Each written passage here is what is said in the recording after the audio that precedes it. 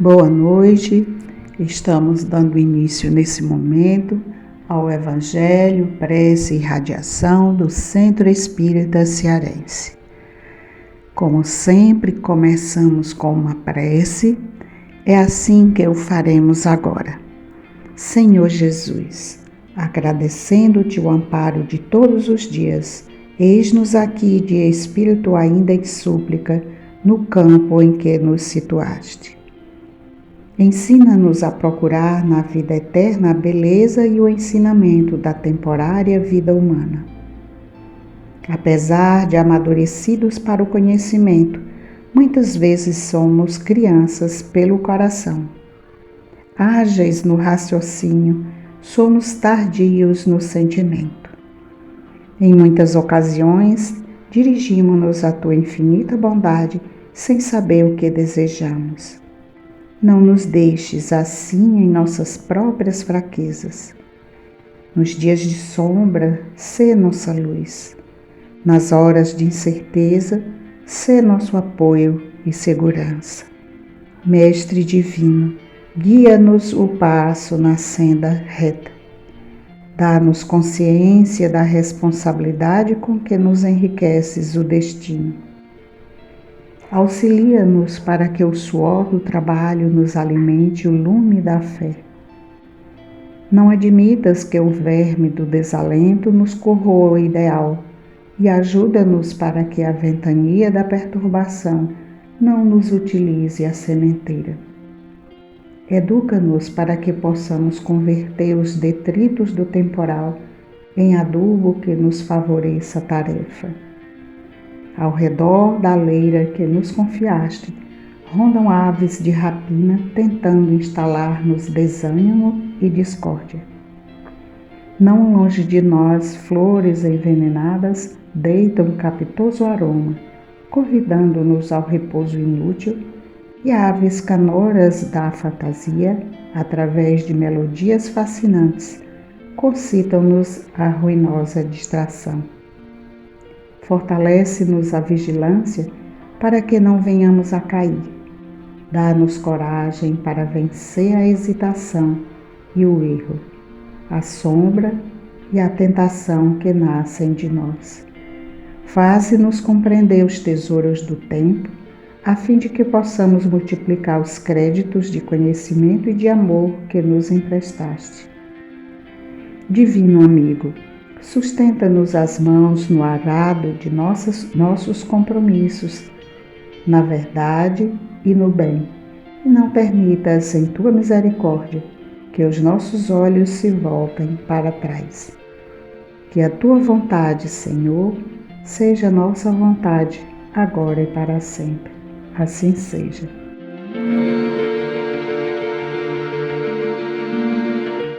O Evangelho segundo o Espiritismo, capítulo 5, Bem-aventurados os aflitos. Item 26, Provas voluntárias, o verdadeiro cilício. Perguntai se é lícito ao homem abrandar suas próprias provas. Essa questão equivale a esta outra. É lícito àquele que se afoga cuidar de salvar-se? Aquele em quem um espinho entrou, retirá-lo? Ao que está doente, chamar o médico? As provas têm por fim exercitar a inteligência, tanto quanto a paciência e a resignação. Pode dar-se que um homem nasça em posição penosa e difícil, precisamente para se ver obrigado a procurar meios de vencer as dificuldades. O mérito consiste em sofrer sem murmurar as consequências dos males que lhe não seja possível evitar, em perseverar na luta, em se não desesperar, se não é bem sucedido, nunca, porém, numa negligência que seria mais preguiça do que virtude.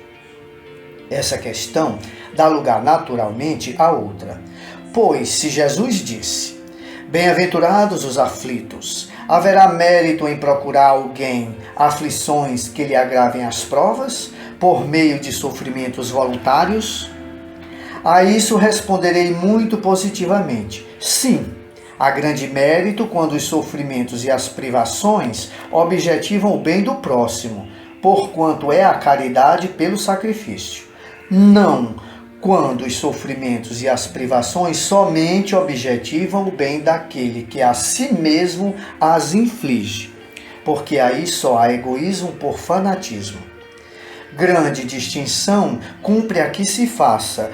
Pelo que vos respeita pessoalmente, contentai-vos com as provas que Deus vos manda, e não lhes aumenteis o volume, já de si por vezes tão pesado. Aceitá-las sem queixumes e com fé, eis tudo que de vós exige ele. Não enfraqueçais o vosso corpo com privações inúteis e macerações sem objetivo, pois que necessitais de todas as vossas forças para cumprirdes a vossa missão de trabalhar na terra. Torturar e martirizar voluntariamente o vosso corpo é contravir a lei de Deus, que vos dá meios de o sustentar e fortalecer. Enfraquecê-lo sem necessidade é um verdadeiro suicídio. Usai, mas não abuseis, tal a lei. O abuso das melhores coisas tem a sua punição nas inevitáveis consequências que acarreta. Muito diverso é o que ocorre quando o homem impõe a si próprio sofrimentos para o alívio do seu próximo. Se suportardes o frio e a fome para aquecer e alimentar alguém que precise ser aquecido e alimentado, e se o vosso corpo disso se ressente, fazeis um sacrifício que Deus abençoa.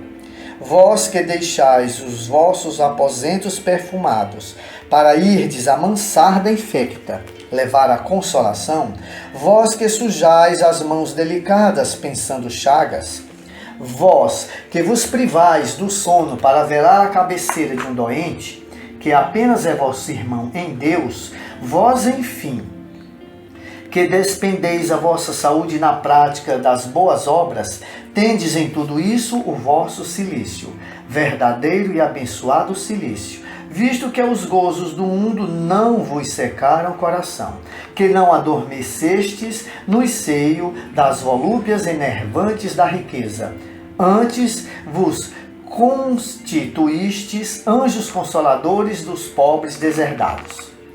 Vós, porém, que vos retirais do mundo, para lhe evitar as seduções e viver no insulamento, que utilidade tens na terra? Onde a vossa coragem nas provações, uma vez que fugis à luta e desertais do combate?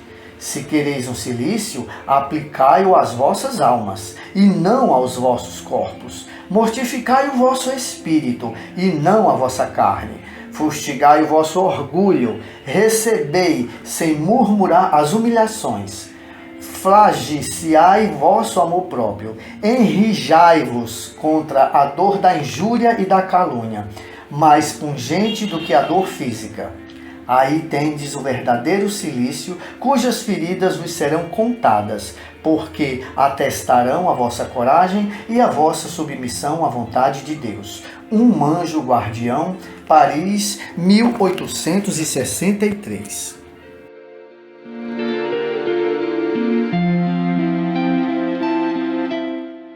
Boa noite, queridos amigos. Vamos refletir esta mensagem trazida por um anjo guardião que nos esclarece acerca das provas voluntárias, acerca do verdadeiro cilício.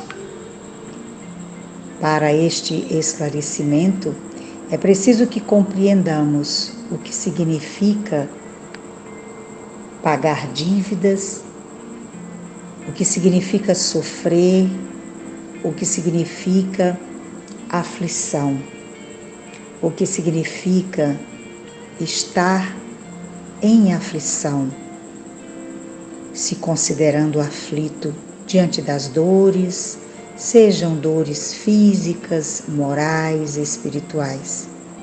Todos nós passamos por momentos de aflição, mas Jesus nos lembra que bem-aventurados serão os aflitos que compreendem as suas aflições, que sabem por que passam por elas e se tornam humildes. arrependidos e que estão decididos a se regenerar pela reforma íntima, pelo trabalho no campo do amor e da caridade. Portanto, sofrer para pagar uma dívida não significa martirizar-se, autopunir-se fisicamente para alcançar qualquer mérito. Nos lembra o anjo guardião nesta mensagem que o único mérito em adquirir uma certa evolução é em agravando as provas através das suas aflições, é através do serviço no bem. Ele chama de caridade pelo sacrifício. É essa caridade que se faz mesmo estando diante da dor, diante do sofrimento, não esmorece fazendo o bem. Há então essa grande distinção e é importante que nós possamos nos contentar, segundo o anjo guardião, com as provas que Deus permite que estejam à nossa frente, sem aumentar o volume dessas provas. Não há necessidade desta autopunição, porque elas vêm para que a gente, conforme as forças que temos, possamos aceitá-las sem queixumes, prosseguindo com fé. Importante não enfraquecer a vivência, importante não enfraquecer essa virtude da fé e da esperança. Então, não enfraqueçamos o corpo achando que as privações que vamos fazendo com o corpo, macerando, elas nos trarão bem-estar. Importante lembrar, nós vamos necessitar sim de ter força diante do trabalho no bem, sem tortura, sem martírio, porque senão não estaremos nos reformando intimamente. Nos lembra o amigo espiritual que nos enfraquecermos as forças físicas é um ato de suicídio. Portanto, vamos usar o nosso corpo, mas vamos cuidar dele. Não abuseis deste corpo. Ele precisa ser cuidado para continuar a missão, porque temos todos uma missão a cumprir aqui na Terra. Então peçamos a Jesus que nos dê a serenidade, a lucidez, para que, se as nossas dores um dia forem aumentadas, as provas forem aumentadas, que elas não sejam para a punição do corpo, que elas sejam, e se forem trazidas até nós, para o nosso aperfeiçoamento moral, através da reforma íntima e do trabalho e do serviço no bem. Aí está o verdadeiro e abençoado silício. Não nos isolemos, estejamos construindo junto a uma coletividade, junto aos companheiros de jornada, para que assim possamos prosseguir, juntos com coragem, atestando assim a fé e a esperança e sendo submissos à vontade de Deus. Juntos seremos sempre mais fortes. Então que possamos acolher a nossa dor, compreender a nossa dor e prosseguir na jornada do bem. Muita paz e muita luz.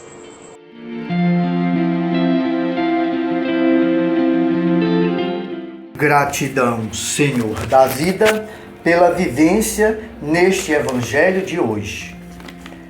Preparemo-nos todos para, nestes momentos finais de nosso encontro, permanecendo em vibração harmônica, unindo-nos à egrégora espiritual que nos ampara e direciona, participarmos na ativação das energias nossas, em doação ao universo que nos rodeia. Em expansão fluídica, lembremos-nos da nossa família, para que a luz se faça em nossos lares. Tenhamos em mente também a família espiritual e fortaleçamos estes laços. Lembremos-nos da comunidade que pertencemos, nossos vizinhos, ambientes de trabalho, amigos e irmãos de ideal divino, e acolhamos a todos em nossos corações. Lembremos da pátria do Evangelho e roguemos ao anjo Ismael claridades em harmonia e bom senso, para que possamos, amparados por nossos irmãos celestiais, cumprir nossa missão como coração do mundo. Lembremos da Mãe Terra, tão amada, tão esquecida. Peçamos ao Criador que nos permita o entendimento e consciência de nosso dever como filhos deste planeta. E assim, conscientes de que, onde haja corações irmanados no amor do Cristo e que este amor é a força maior do universo, vibremos em nossos corações, unindo-nos a outros corações que ao redor do planeta também comungam no ideal da harmonia. Paz para a Terra. Sejamos luz, irmãos, que assim seja.